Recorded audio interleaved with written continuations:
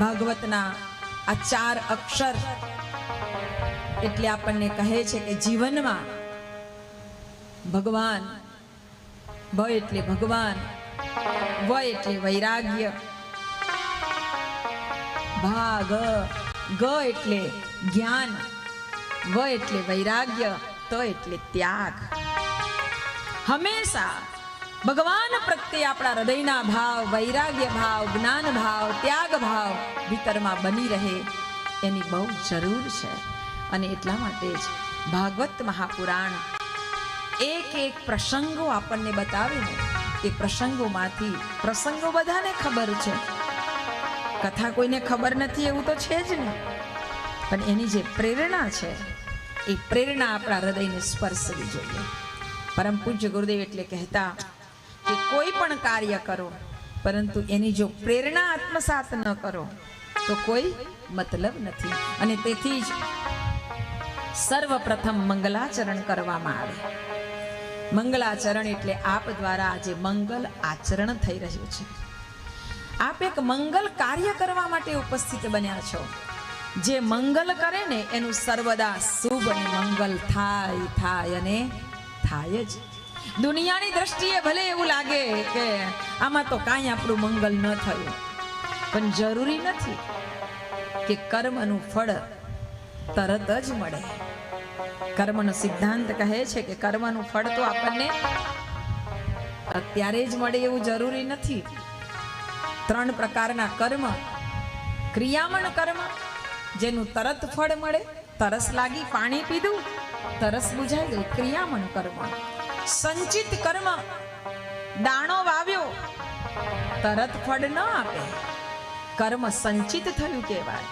એ વાવી દીધું છે એટલે અમુક સમય થશે, હવા, પાણી, પ્રકાશ બધું એને અનુકૂળ થશે, પછી એ ઉગશે, પછી એનો સમય લેશે, પછી એ ફળ આપશે.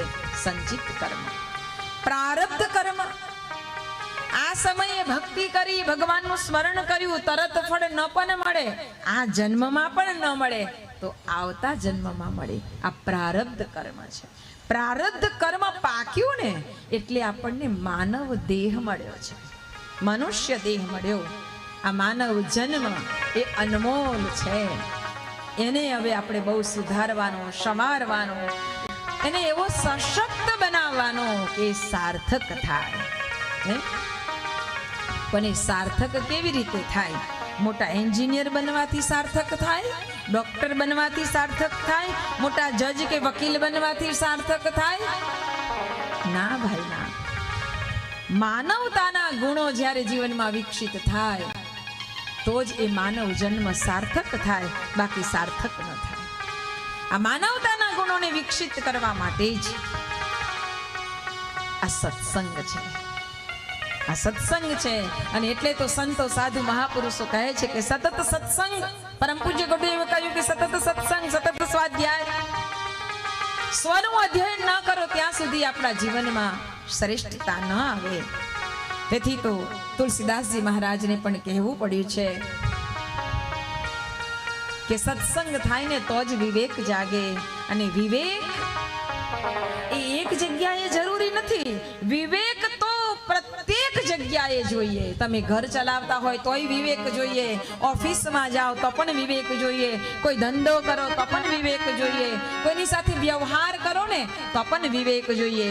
વિવેક વિના જીવનમાં જીવો ને તો કહેવાયું છે કે બ્રેક વગરના વાહન જેવું જીવન હોય. બ્રેક વગરનું લઈને નીકળો તો શું થાય? અથડા મથડી થાય ને, એક્સિડન્ટ થાય ને.